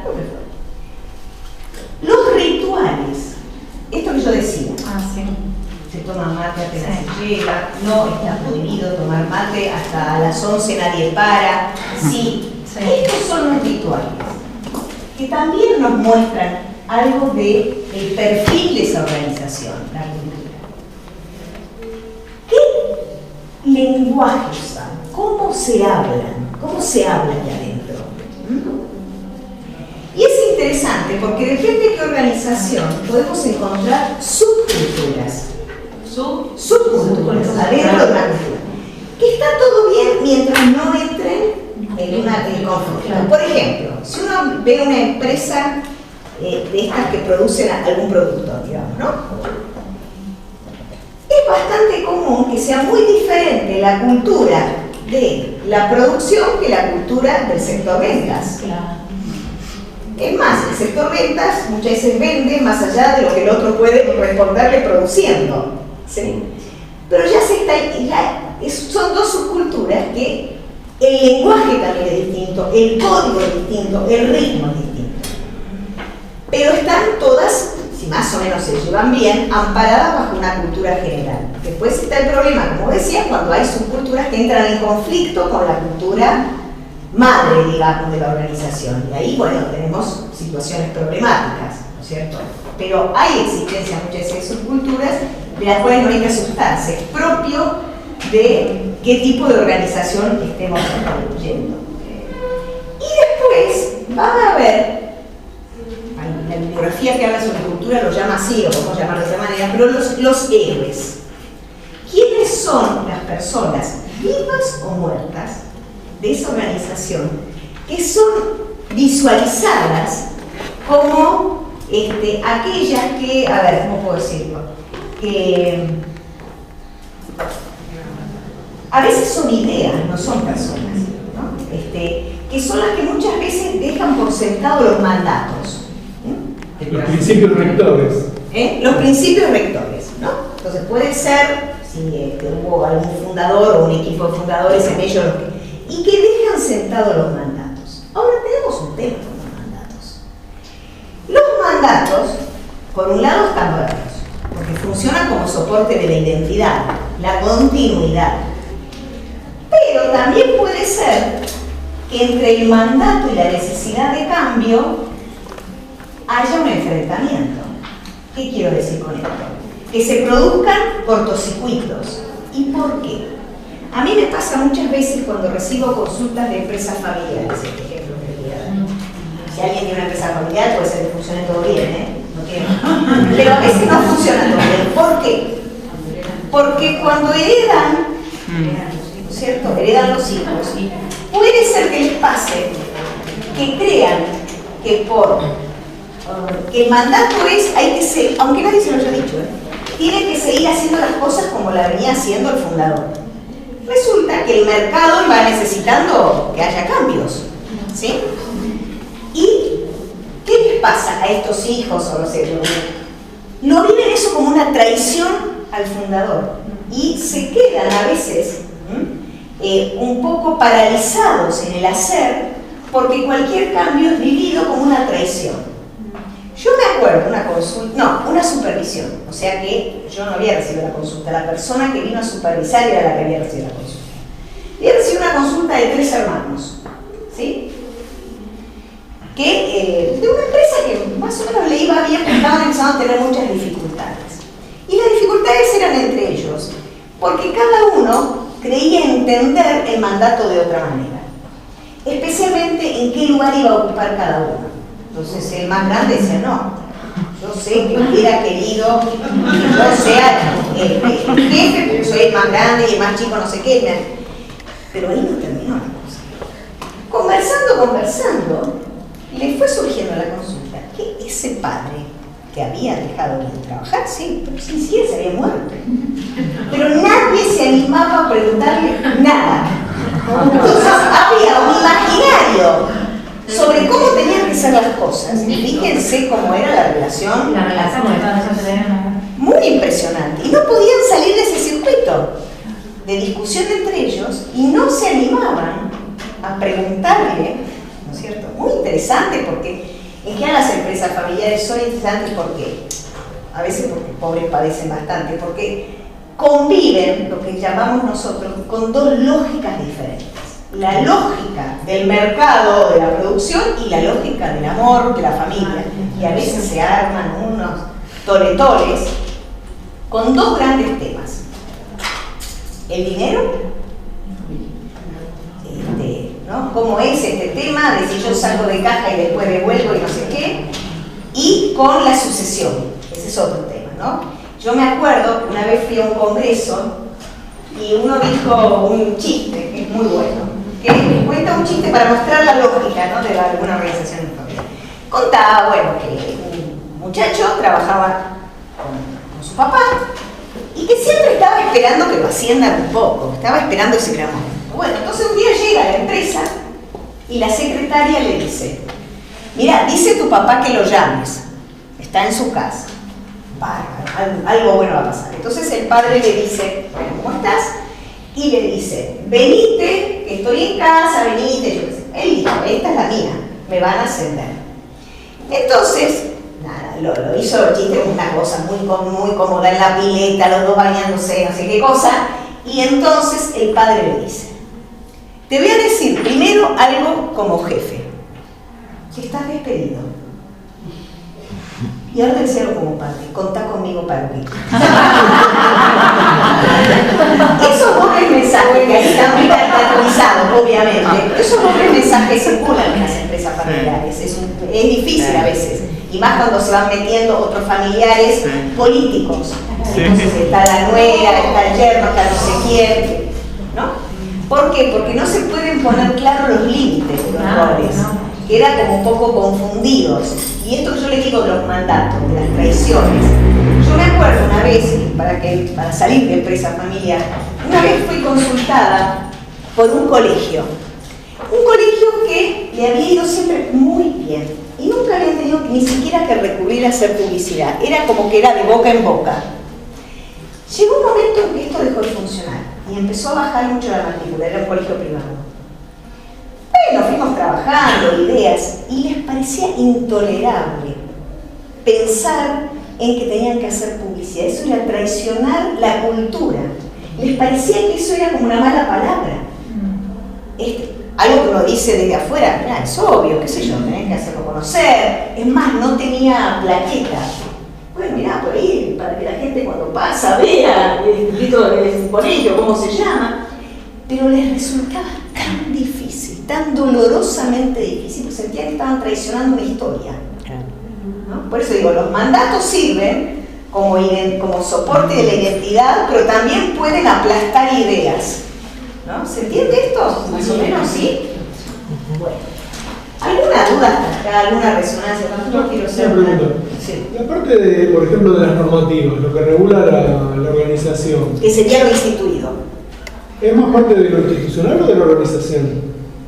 Bueno, la letra escrita, digamos, la normativa escrita. Ahí viene. En esta división que hicimos entre institución y organización estarán las normativas que vienen, por ejemplo, en educación, del Ministerio de Educación, cierto?, que tienen que cumplirlas todas, y después habrá normativas internas a la organización, ¿no es cierto?, que ya no es que se la imponen de afuera, sino ciertas normativas, de que vuelvo a decirte, acá se toma mate, no se toma mate, en el recreo tienen que estar maestras en determinada esquina, porque tienen, eso ya son normativas internas. Ahora, cierto cumplimiento de ciertas normativas, de que el cuatrimestre empieza tal día y son normativas institucionales, ¿sí? Pero eso forma parte de lo instituido, o sea, lo que está dado. Esto me sirve para hacer una aclaración. Cuando decimos lo instituido, no decimos que hay que cambiar todo lo instituido. Lo instituido nos sirve para saber las normas. El problema es cuando solo funciona a puro instituido y no deja nunca que haya cambios, ¿no? Que en realidad también se dice que ninguna institución es tan cerrada como para no hacer cambios. Siempre hay alguna vuelta, a veces por los bordes, a hacer cambios, a veces desde la sociedad misma va impulsando cambios. Otro ejemplo que les voy a contar en la que a veces es al revés, disculpame. En la escuela hay normativas que son progresistas, digamos, progresivas, y la escuela se resiste a llevarlas adelante. Claro. Que tiene que ver con la flexibilidad, con la devolución de ciertos contenidos para facilitarle la vida a algunos chicos. Por eso digo, digamos, puede venir de distintos orificios el tema de la resistencia al cambio. Yo me acuerdo, también puede ser que no se acuerden, no hace tantos años que las escuelas religiosas pudieron empezar a ser mixtas. Ustedes saben que antes eran de varones y de niños. Esto fue más una presión social. Las mujeres empezaron cada vez a trabajar más, ya no podían estar yendo de aquí para allá, llevando a un nene al colegio, a un nene a otro. Y además empezó a cambiar la mentalidad, la gente empezó a decir, si en la sociedad vivimos mixtos, ¿por qué no pueden los niños convivir? Bueno. Pero hubo mucha resistencia en algunos colegios. De hecho, en Córdoba, no sé si sabes, salió muchas veces en el diario, hay un colegio que se llama Montserrat, que se resistió, ¿no es cierto? Ya, a puro instituido, digo, ¿no? Pero yo me acuerdo que recibimos una consulta que fue, a mí me produjo hasta ternura, voy a decirlo, porque uno se sorprende que eso sea un problema, pero para ellos era un problema. Bueno, iban a ir de a poco siendo mixtos, ¿no? Era de varones y tenían que empezar a incluir a las niñas. Entonces sus preocupaciones, por eso yo me daba ternura, era, pero entonces vamos a tener que construir otro baño. ¿Tendremos que poner espejo? Porque las chicas se miran. Después iban a cosas más serias. ¿Cómo damos anatomía? No sé cómo se llama en el primario. ¿Cómo damos? ¿Los tenemos que dividir? ¿Cómo hacemos los recreos? ¿Hacemos un patio de niñas? Porque les parecía muy difícil la convivencia de cuerpo a cuerpo, digamos. Dentro, pero bueno, quiere decir que introducir novedades no es sencillo. A veces se necesita la figura de un tercero, igual estaban muy bien dispuestas, pero reconocían que necesitaban que alguien los ayudara a pensar, porque se cerraban mucho, ¿no? Por eso a veces las consultas vienen a hacer eso, ayudar a abrir un poco esa ventanita, que se dan cuenta que la tienen que abrir, pero bueno, les produce mucho temor, lo desconocido produce temor. Pillon diría las resistencias al cambio, ¿no es cierto? Por supuesto, pero en el mejor de los casos hacen una consulta. A veces se quedan abroquelados y entonces no hay ningún cambio posible, digamos, ¿sí? ¿Se entiende? Ahora, cuando decimos instituyente, no es cualquier cambio. A ver, si entienden esto. Todo instituyente es un cambio, pero no todo cambio es un instituyente. ¿Por qué? Si yo, voy a poner un ejemplo sonso. Esta escuela de psicología social empieza a crecer mucho, ¿no? Entonces, en vez de tener 20 sillas, tienen que comprar 40. Eso es un cambio, porque hay que agrandar las aulas, pero eso no es instituyente. Para que algo sea instituyente, tiene que cambiar algo de la dinámica de una organización. Eso es algo instituyente. Si no son cambios, o si tengo que cambiar una computadora por una más moderna en la organización, entonces le tengo que comprar a la gente otra computadora. Ahora sí, cuando empezó la era de la computación y sacar las máquinas de escribir para venir, eso sí que fue un instituyente, porque cambió la lógica del modo de trabajar. La cabeza hubo que revolucionarla para esos cambios. ¿Se entiende esto? O sea, no todo cambio es instituyente, pero sí todo instituyente implica un cambio. O en el caso de que haya que hacer alguna refacción en el lugar y en realidad los que se nieguen sean los propietarios, digamos, o los empresarios, pero los empleados sí quieran hacerlo, en ese caso sí vendría a ser un instituyente. Bueno, habría que ver por qué se niegan, si es una cuestión económica nada más, o ahí sienten que van a empezar a tener un poder diferente los que van decidiendo. Porque no hemos incluido una temática, como podemos todos, pero no podemos dejar de pensar que en cualquier organización que se precie como tal, vuelvo a decir, desde la familia en adelante, hay relaciones de poder, pero no pensado solamente como algo malo, sino los vínculos humanos son relaciones de poder. El tema, sí, como decía alguien que seguramente en algún momento van a ver, que es Michel Foucault, decía, el problema no es que exista el poder existe, el problema es cómo se ejerce.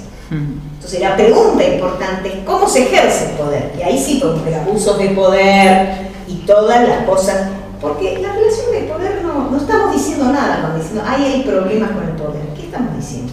Tenemos que ver cómo se manifiesta ahí el problema del poder. ¿Qué? ¿Quedó condensado en alguien?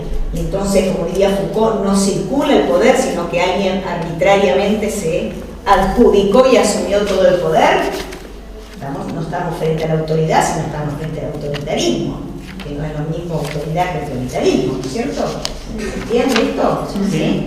Entonces, las relaciones de poder no es ni buena ni mala, decía Foucault. Están. El tema es cómo se ejercen. Y ahí sí podemos ver organizaciones y vínculos humanos donde el abuso de poder está a la orden del día, ¿no es cierto? Esto es. ¿Le puedo contestar lo último? Sí, no, igual ya vamos a ir. Yo tenía más, pero la verdad que también siento que estamos. Sí, dale. Lo del grupo objeto y el grupo sujeto no nos dice nada.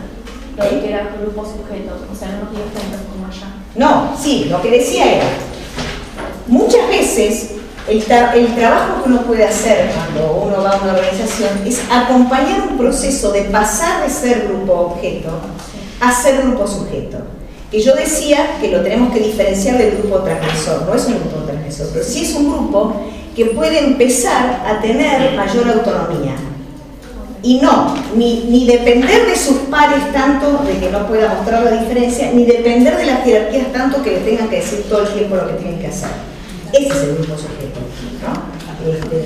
Y muchas veces, les digo en serio, me ha pasado con grupos de enfermeras, que las enfermeras ocupan un lugar complejo en un hospital, porque por un lado tienen una importancia casi fundamental, porque es la que está en contacto directo, pero por otro lado en relación a los médicos siempre se sienten desvalorizadas y como el último, entonces había que trabajar mucho cómo tratar de que se sostengan en un grupo sujeto y no queden sometidas y capturadas en este grupo objeto, ¿no? Alguna, por supuesto hay mucho más, pero bueno, me pareció que traté también de relacionarlo con un grupo, ya que muchos de ustedes se están formando en eso, ¿no? Y pensar que a veces lo que le va pasando a un grupo o a un equipo de trabajo no se puede explicar solo por la dinámica que ahí vemos. Tenemos que entender también el contexto institucional en el que pasa. Por eso digo, la mirada institucional es importante. Aunque ustedes no trabajen de consultores institucionales y trabajen coordinando grupos porque les gusta, lo que va pasando en un grupo o en una organización con un equipo de trabajo, no todo a veces se explica por la dinámica en ese microclima. Ese microclima a veces reproduce algo de lo que ocurre en ese contexto institucional. ¿Se entiende? ¿Sí? Bueno, algo... ¿Cómo se llega a ser consultora institucional? Primero con deseo de serlo. Bueno, yo estudié psicología y ahí casi nada, me formé casi nada, porque existe una materia. Y después empecé a leer mucho, porque no hay tanto en formaciones, no quisiera ser tan disruptiva, pero hay distintas líneas de trabajo, ¿no? Hay unas líneas mucho más organizacionales, como las de conocer, y ahí hay lugares más, un poquito más de formación, pero tampoco tanto. Entonces uno estudia relaciones del trabajo, relaciones laborales y algo ve de esto, pero no es que hay una formación específica, ¿no? Sino que uno va sacando un poco de cada saber que va obteniendo, de la psicología, de la sociología, de la economía, de la administración de empresas, ¿no? De distintos lugares, y depende de dónde saque más, también va a ser la orientación. Yo vengo más del mundo de las ciencias sociales, tengo una orientación determinada. Otros que por ahí han estudiado más por el lado de la administración de empresas y de la economía pueden tener algunas diferencias. En otras cosas, siempre lo que vamos a querer es que a la organización y a los sujetos que están en esa organización les vaya lo mejor posible. Pero por ahí el modo de encarar el trabajo puede diferir, ¿no? Pero no es que hay una formación especial. A mí me ha ayudado mucho la psicología social, porque a mí ya me dio un saber sobre los grupos, y no hay organización que no esté mínimamente organizada en grupos, de lo que fuera, ¿no? Grupo de docentes, grupo de enfermeros, grupo de médicos, grupo de jueces, grupo de... Generalmente, es poco los lugares donde no hay equipos, ¿no? O sea que a mí la psicología social ya de por sí me dio, no digo que me alcanzó, pero sí me dio mucho, me dio una mirada sobre lo grupal. Después tuve que buscar muchas otras fuentes que me amplíen un poquito, ¿no? La sociología me ayudó bastante, la filosofía me ayudó bastante, pero hay mucho de recorrido propio, digamos, ¿no? Gracias. Bueno, ¿algo más? Más allá de que algunos tuvieron que venir por obligación, lo cual siempre tiene un peso de obligación, espero que haya... No, es que el primer año lo obligaban. Y gracias por la atención de cada uno.